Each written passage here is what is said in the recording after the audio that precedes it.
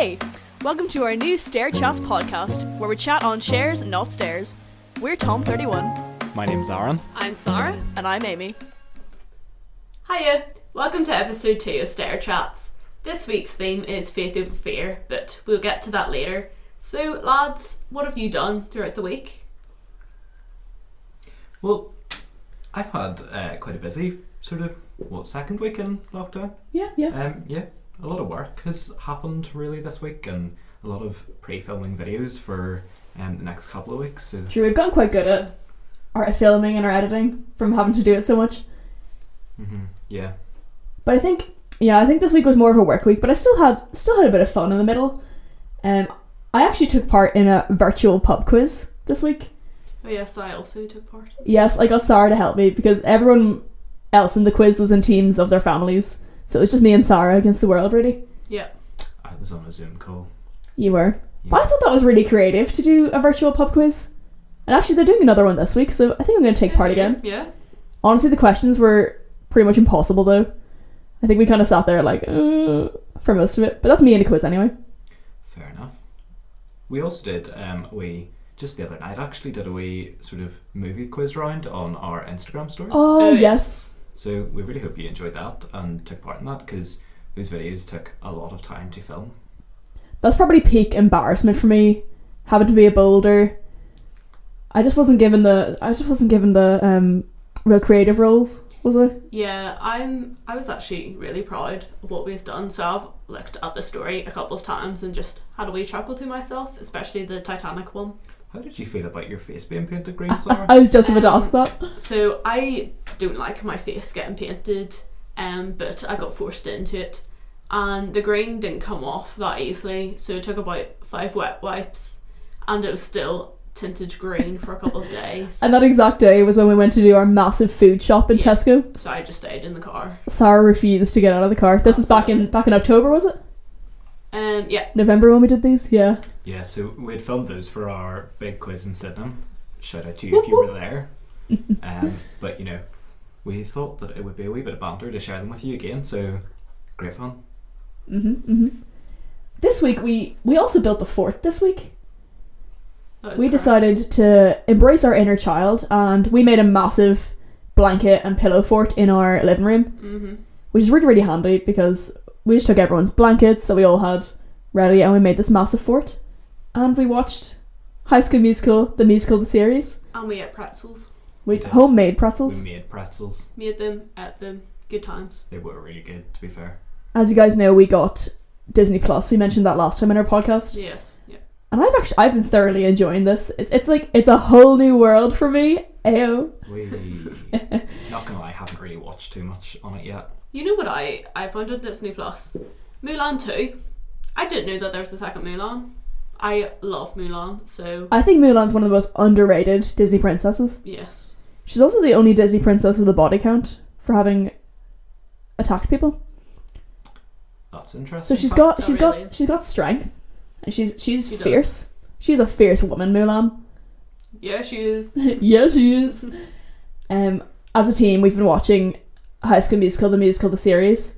I think are we waiting on episode 4 this week? Yes. Or 3? No, 4. I'm not sure. It's episode 4. See, there was this song that Sarah kind of got addicted to. It's been in my head non-stop. I go to bed and I hear it. I wake up, I Sarah, hear what it. does the song go like? What is it? If I could... A million sorries.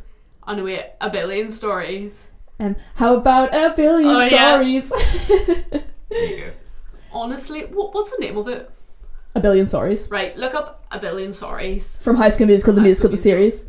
And you'll know that that's been stuck in my head. I think for the about problem 3 days. is the key. I would say it's about 2 or 3 keys too high. Yeah, it really for the poor isn't. fella. Yeah, he was struggling a wee bit. But it brings us a lot of joy, and that episode brought us a lot of joy. Yes, it does. And we're counting down till Friday till our episode 4 comes out. If you have Disney Plus, I would highly recommend this show. It's like reliving your childhood with High School Musical. Yeah. I'll tell you what else made me relive my childhood this week. What? So on YouTube they've started uploading like full length musicals. So yes, this week was Joseph and the Technicolor Dreamcoat. So I sat and watched that one night, and You know what? Haven't seen it in years, but you know, it's a really good. I've never saw it. Oh, you need to watch it at some point. So it's just a really good, like, film adaptation of the musical. I really liked it, and the best character is 100% Pharaoh. Not Oh, this boy, Pharaoh. White Elvis Pharaoh, isn't it? Oh, Amy, you spoiled it. Oh, whoops. Well, I haven't even seen this. well. Spoilers. I saw it on someone's Instagram story. I can't remember if I mentioned this or not, but if you know me at all, you will know that I love musicals. Musicals bring me such joy.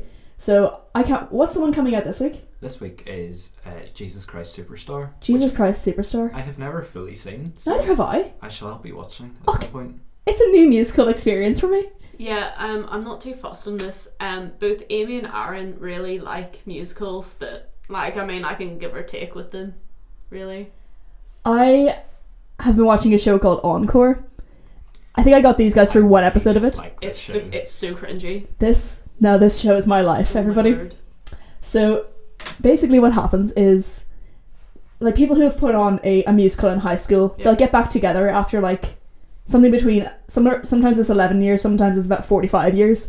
So they get back together and they put on the show again. So then you're seeing like 40 to 50 year olds like doing a musical of Grease. So the only episode that Sarah and me watched with Amy was Annie. And you know, there was just these like 35-year-old people pretending to be like 6. Yeah. But the thing It is, was right, rare. right, the Annie episode was not the best. The Sound of Music episode, I cried. It's just there's no dramatic annoying people. Like, in other ways, sometimes there's always that one person There who were kind of lots does your head in. dramatic people in the Annie one. Well, these people in Sound of Music, when they put it on again after 30 years or so, they were just so lovely, and they all just really appreciated musical theatre and Yeah. just how wonderful and how freeing it could be to express yourselves through. I really love musical theatre. So singing, dancing and acting are not my top 3 attributes, skills. Right. They're not like in my skill set very much, so my dream of being on the theatre was shattered. But I just enjoy singing along really loudly and out of tune to the Sound of Music. Do you know, one of the skills that I've actually gotten this week is hair cutting. So Oh, I yes. That's cut very true. Aaron and Amy's hair because since I cut my own fringe, that made me more qualified than everyone else. You to- did have the scissors for it as well. Yes, I had hair scissors as well. I only had paper scissors. Yes. Not paper scissors as in made out of paper, but like for cutting. cutting paper. Yeah. You also had your first experience properly of cutting a guy's hair with a razor. Yes, I was a wee bit nervous at the start, but I mean, it took me quite a long time because I'm a wee bit of a perfectionist. Like, I wanted to do it right. So, if you need me to cut your hair next time, Aaron, it will be faster. I don't think Sarah would want to cut my hair again. No. How long did it take? I don't know. Quite a few hours. I would say at least an hour and a half. We did it quite late at night, and I just I couldn't be wanted to bothered. go to bed, but of course, because so my room has like a big mirror in it, Yeah. so that's where we did the hair cutting because it made sense to do it in front of the big mirror. But yeah, it meant that I couldn't go to bed until Amy's haircut was finished. I think it reached a point where you were just lying in bed waiting for us to leave It was. as my hair was falling to the floor. That is true. And we only cut off, I think, about 2 inches. But also, Yeah. my hair's not even that thick, and it still took No. 2 hours, so I can't imagine if I Yes, had well, a thick hair. You were like cut a wee bit at the start, so I started like trimming like such a small part, Like the way you trim your fringe. and then you said cut more, so I had to start it all over again. So Well, normally I get about 5 inches off my hair, but this time we just went for 2 or 3 because we didn't want to risk I it. kept brushing over your piercings. Oh, it really sorry, stressed the me pain. out because I had to guess where her ear was, and then sometimes I forget and just really brush over. If any of you out there have like a cartilage piercing at the top of your ear, you will know how painful it is when the hairdresser catches on it. But you weren't as bad as my normal hairdresser. Thank you, She just forgets every time and yanks away at that. But Sarah was very considerate. thank you. I am. So the other thing was, because it was so late at night, like after we finished the haircut, the hair was just on the floor. It was just there. I mean, it stayed there for a couple of days it did as well. stay there for a Solid couple of few days, because we were just busy doing other things. So it finally on I think Saturday got hoovered up into Henry. So Henry is now filled with hair. Thank you, Henry. Thank you, Henry. Shout out to Henry the Hoover. He's sitting right beside us. But I think I might have taken the hair thing a little bit far now. Yeah. Because You really have. You've gone a wee bit extreme. I don't think none of you can see me. You can only hear me. But if you could see me, you would see that I've put bleach in my hair. So Not like toilet bleach. Not toilet or, like, bleach. cleaning bleach. actually, I was chatting to a friend and they thought I meant toilet bleach. Oh, no, not that. So I bought this Proper hair box bleach. bleach from quite a reliable company. Yeah. And I've also ordered hair dye. But it's just not something you typically do at home, especially with dark hair. No. And I probably, me and Aaron maybe have the same shade of hair, but I think I would have quite dark hair compared to like the rest of the world. So we're just gonna wait and see how this goes, because currently it's orange. I mean, it looks alright. You can get away with it. We're trying to get by here. Do you want to tell them as well what happened whenever you were going to do the strand test? Oh, I forgot about this. Right. Oh my word. Is that still on your table? Yes. chunk of hair. Right. One final story before we move on.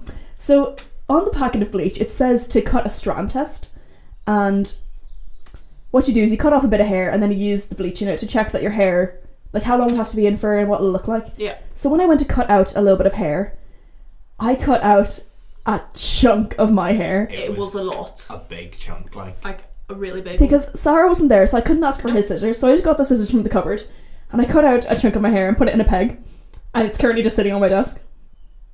Lovely. wonderful. As a little memory, a little souvenir. Don't do that at home. Do not do this at home. No. Don't. Just pay someone to do it for you. I've learned the hard way. Or you could make friends with a hairdresser and then get them to do it for free. This is true. There's an idea. Or make friends with Sarah, because she's an excellent hairdresser. I forgot the word for hairdresser. Okay. So we are going to move on to our next section of our podcast, which is called Ring. And in case you missed the other episode of our podcast, Ring is the section of our podcast where we call someone random from the Methodist Church and ask them a few questions. So if you were listening last week, you would have heard that we rang the wonderful Claire Stewart from Carnally. And this week, we're going to be ringing Gavin Taylor from Dundrum. So it's over to you, Amy. Thank you very much, Aaron. Let's ring Gavin.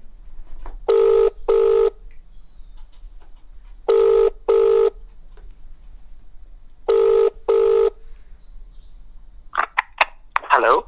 Hey Gavin, it's Amy from Tom Team, and you're the surprise guest in our podcast this week. Da-da-da-da. Okay. Sounds like a good idea to me. So, would you rather every shirt you wear be kind of itchy, or only be able to use one-ply toilet paper and just a normal amount for the rest of your life? The shirt thing. The itchy shirt? Yeah. You would wear an itchy shirt for the rest of your life? Well, better than just using one sheet of toilet paper. Fair. It is very, very thin. That would just get real awful real quick. You are correct. So how's your day been going, Gavin? Tell us about your day. My day's been quite good. Started off with an online prayer meeting, which is awesome. Good to see that we have opportunities to be doing stuff online, even though we can't meet in person. Yes. And then I was just working away on college stuff, and then I got really, really unproductive, so I did some baking. Oh, that sounds like a lovely day. That's kind of like our last Friday. We got quite unproductive, so we just baked. Yeah. What did you bake? It's a good distraction. Cookies. Oh, I'd love some cookies right now. Yep. They were the chewy kind that has like melted chocolate in the middle. Oh, lovely. So tell us, Gavin, what is your least favourite mode of transportation? My least favorite. I really don't like buses. I just don't. Sarah and Aaron are nodding along. Yeah. They stress me out, especially Dublin bus. I've got it's not that Dublin bus is bad. It's just that it always stresses me out when I try to get buses. I'm like, where do they come from? Where are they going? And when am I going to catch one? Where do they come from, Cotton Eye Joe? Yeah. So, exactly. Gavin, tell us, what is your biggest pet peeve? Oh, my biggest pet peeve. You're putting me on the spot now. Let me think. Do you know when? No. Oh, I was thinking of a pet peeve that I had earlier on. Not earlier on today, but earlier on the week. I was like, oh, that's something that really annoys me. But, I remember what it is. When you go for a walk, but for whatever reason you keep having to stop. So my dog loves sniffing at things. So if I'm going for a walk, I've got to stop every 3 minutes. It's like, I'm not walking, This is the most Gavin pet peeve I've ever heard, Gavin. I love that. Yeah, if I want to go for a walk, I want to go for a walk. I don't really like standing around while my dog sniffs. Do you know what? I think I'm that pet peeve because I always stop to take photos. So Sarah and Aaron have to wait for me. So I think... If there's a solid reason. So Yeah. finally, Gavin, any words of wisdom before I hang up? Ooh. Any words of wisdom? You know what? I would say, take this opportunity to do things that you're not usually able to do. So if that means having a little bit, for me, I've found it's been a little bit extra time to spend a bit of time in my Bible, because I try to do it before I go to college, but I always find myself rushing. But since I don't have to go to college anymore, I can find that I have more time to do things. So I've been playing guitar and worshiping in that way a lot more. I've been reading my Bible a little bit more. I've been able to take a little bit more time to kind of to pray and go for walks. Last week on your podcast, you were talking about like walking and praying in nature, and that's something I love to do. I've been able to do that a bit more. Och, I love that. Really, really love that, Gavin. Thank you so much. Well, thank you for calling. Och, no worries. We'll chat to you soon. Have a great day. Absolutely. You have a fantastic day as well. Bye. Bye-bye. So earlier we mentioned about how our theme for this week's podcast is faith over fear. We thought that we would share a bit of our own experiences about this. Yeah, so for me, faith over fear is something that I kind of had to think about whenever we were suggested that we do this topic. And the one thing that stuck out to me was last year, whenever I was sort of applying to Tom Team, and I was kind of like, oh, this is a wee bit scary, because I was kind of like, this is my only plan, and I didn't really know if it was going to come into fruition or if it was just sort of me in my own head going, oh, you should do this. And so actually, for me, I was really just quite scared that I wasn't going to get it, and then I wasn't going to have any plans for the year, and then I was just going to sit at home and really just not be doing anything. But at that moment, God was like, no, I'm in this. And so actually, I had to have faith that God was going to provide something for me, even if it wasn't Tom Team.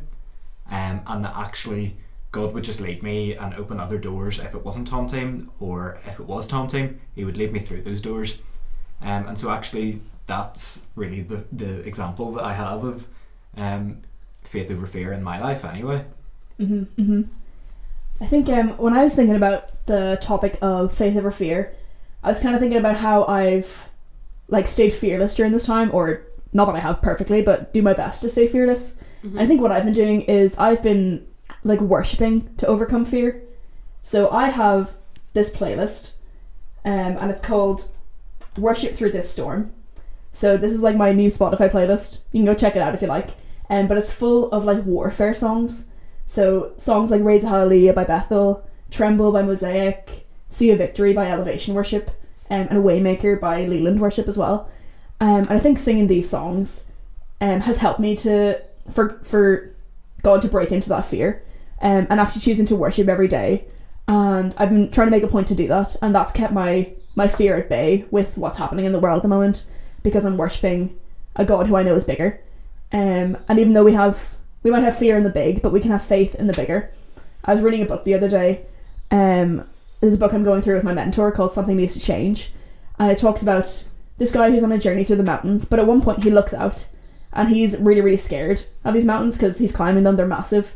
But actually he starts to turn to God and looks at him and how he's the creator of the mountains. So that phrase kind of came to my mind, where we can have fear in the big, but actually faith in the bigger. I think worship is how I've reminded myself of that. Yeah. For me as well, it's sort of what I've really had to put faith over fear was in Tom Team as well, when you're expected to go up and just talk in front of a large group of people. So really what got me through that is knowing that God is always beside me, and he won't ever leave me, and he won't ask you to do something that he doesn't, he knows that you can't do, if that makes sense. He always tells you to do something that he knows that you can do. So it's just really me knowing that God is always there, and he overcomes fear. So that's how. How have you guys been overcoming fear in maybe the last few weeks? 'Cause I think the world kind of went into a bit of a fearful point, and I think fear is quite contagious. So how have you guys been battling that? I suppose for me, so there's been a lot of, if you've been following along with our sort of Instagram story.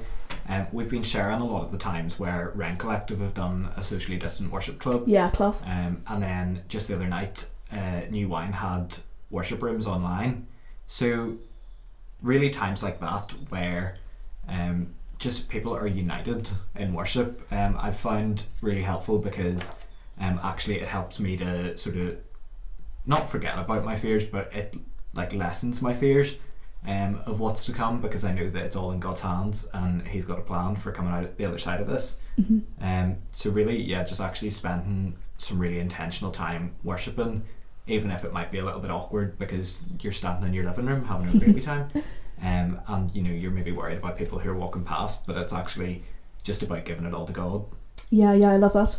There's actually a story that I was reading. There was a sermon that I heard from my church that was like recorded and put out, and I looked at a story in 2 Kings 6, and I'm just really briefly going to share it. So there's this guy called Elisha, and he's a prophet.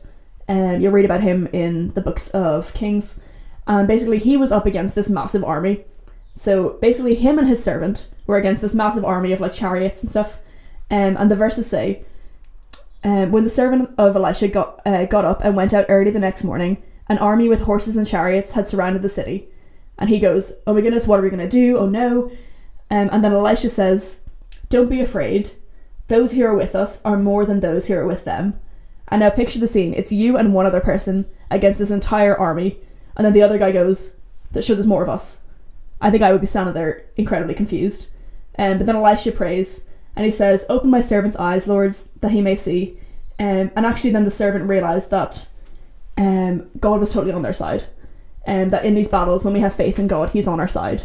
And the servant saw kind of a glimpse of horses and chariots, kind of represents like God and His angel armies.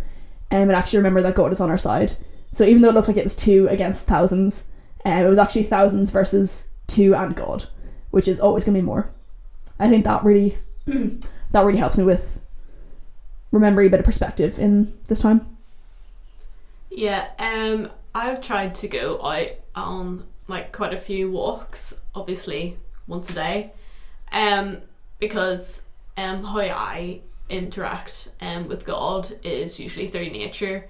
So I'd be going on a walk, not running because I'm not about running, and I would see all the runners, and then just if you overlook the people and you see all the nature, just how like peaceful it is, it sort of like reminds me that God is always in the peace over, because people are all getting like really hyped up and really quite scared.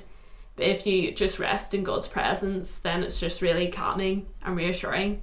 So that's usually how I, during this time, have stopped being fearful. No, God's definitely in the middle of it all, I think, is what we've all been learning. Yeah. So a while ago we asked on our Instagram story for some of your questions around this theme of faith over fear, and we did get a few responses back, so we thought we'd maybe discuss a few of them. So our first question is, does faith help me with all types of fears? For example, a fear of spiders compared to just bigger fears. So this really challenged me, this question, because anyone who knows me will know I have a phobia of spiders, and a lot of people will laugh when I say that, but it's actually quite like a serious fear that I've definitely been challenged in this, because I don't think I've ever really gone to God with this fear. So my first answer, of course, is that God cares about even what we would call the smaller things. God cares about every single aspect of your life, and even if those fears seem really like stupid, know that actually like fear exists and God still cares about it. So this really challenged me, and actually we're not created to live in fear no matter what we're afraid of.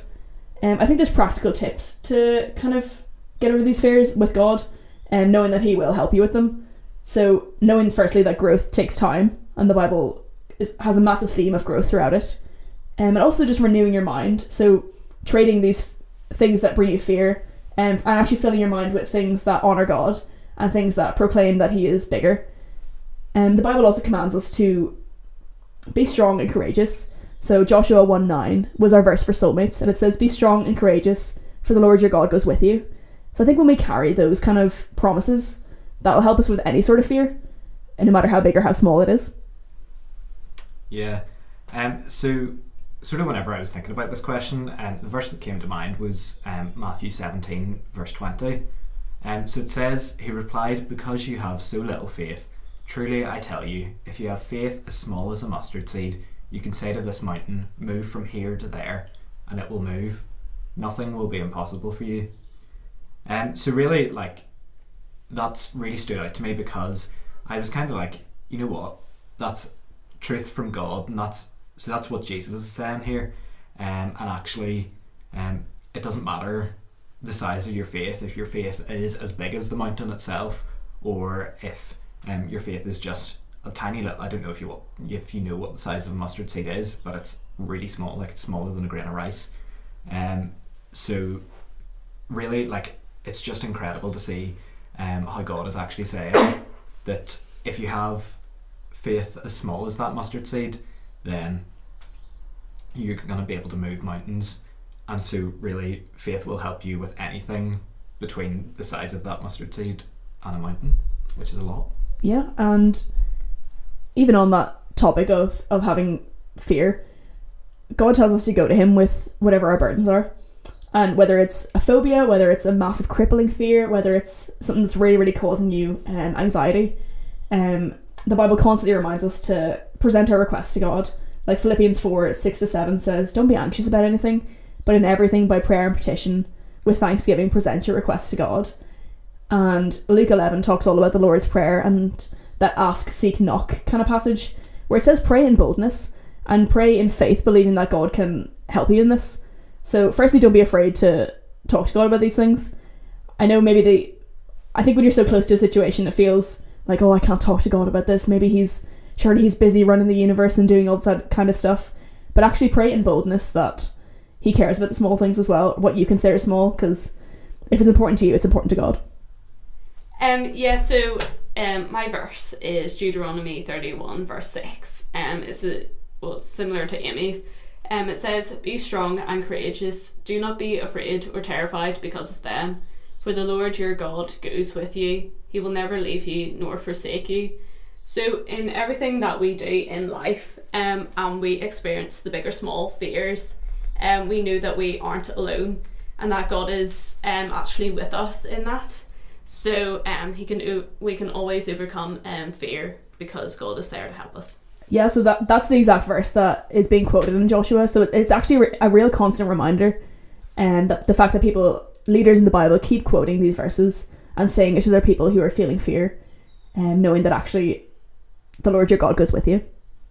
So I think we have time for another question. So the next one is, how can you discern between faith and reason?